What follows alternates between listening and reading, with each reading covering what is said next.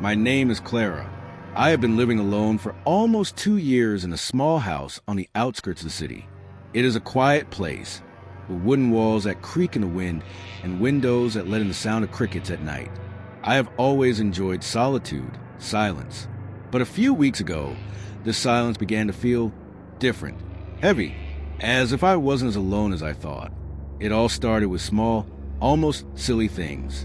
One morning, I opened the refrigerator and noticed that half of the bread I had bought the day before was simply missing. I must have eaten it and forgotten about it, I thought, laughing at myself. But then, the next day, I found a wide-open kitchen cupboard, one that I swear I had closed before going to sleep.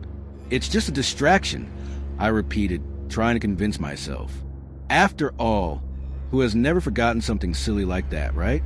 But these distractions began to pile up. My blanket, which I always leave thrown on the bed in any old way, appeared folded one morning. Folded with a care that I would never have. The straight edges, the perfect creases. It wasn't my style. It couldn't be me. I tried to ignore it. I blamed it on fatigue, on the long hours of work.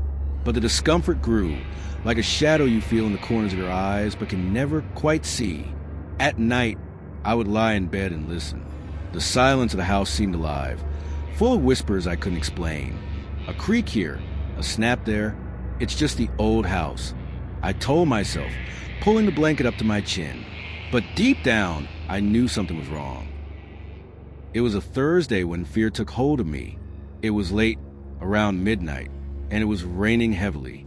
I was almost falling asleep when I heard a noise, a low, muffled sound, like something dragging. It was coming from the hallway, just outside my bedroom door. My heart raced.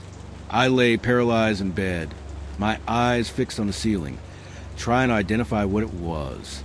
Then I heard it again, a slow dragging, followed by a soft thud, like something hitting the wall. I got up slowly, my body shaking, and turned on the lamp. The room seemed normal, but the sound wouldn't stop. It was clearer now. A rhythmic noise, like muffled footsteps coming and going. I couldn't take it anymore. I grabbed my cell phone with shaking hands and dialed the police number. "Please come quickly," I whispered, my voice cracking. "Someone's in my house." The attendant told me to lock the door and wait. I ran to the bedroom door, turned the key, and leaned against it, as if my weight could hold whatever was on the other side. The minutes dragged by, each second an eternity, and then, amidst a tense silence, I heard a sound that chilled me to the bone. A sigh. Long, hoarse, almost human. It came from inside the bedroom, from the closet. My closet is small, just a narrow space with a sliding door, where I store clothes and old boxes. I never open it at night. Why would I? But in that moment I knew something was there. My gaze fixed on the sliding door, and I swear I saw the wooden boards tremble slightly, as if something was breathing on the other side. I couldn't scream. My throat closed, and the air felt thick, hard to swallow.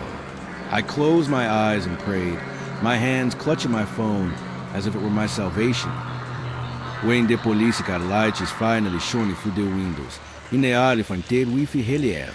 I heard the officers banging on the front door, yelling for me to open it. I ran to look it, tripping over my own legs, and let Danny in the bedroom. I stammered, pointing down the hallway. There's a in the closet. 2 officers led the way, their flashlights cutting through the darkness of the house. I stayed behind, my heart in my throat, as they opened the bedroom door. The sound they made as they closed the door slid echoed in my head. One of them yelled something, and the other drew his gun. "Get out of there, now," he ordered. He could not see clearly from where he was, but he heard the movement, a host of clothes being pushed, and then they pulled him out. A man, fee, dirty, with disheveled hair and sunken eyes that shone in the flashlight beam. He didn't resist, just stood there, staring at the ground, as the officers uncuffed him. They told me later. He was living in the closed storage space, a chimney nook behind a false wall he didn't even know existed. Every night when he fell asleep, he would come out. He would take my food, use my bathroom, go through my things. The folded blanket, it was he. The open cabines, him. For weeks, maybe months, he shared my home with this stranger without even knowing it. The police said he probably got through a broken window in the basement and made that whole residence in place. He could not sleep in that house after that. He moved out the next day, but he still see those sunken eyes in my nightmares.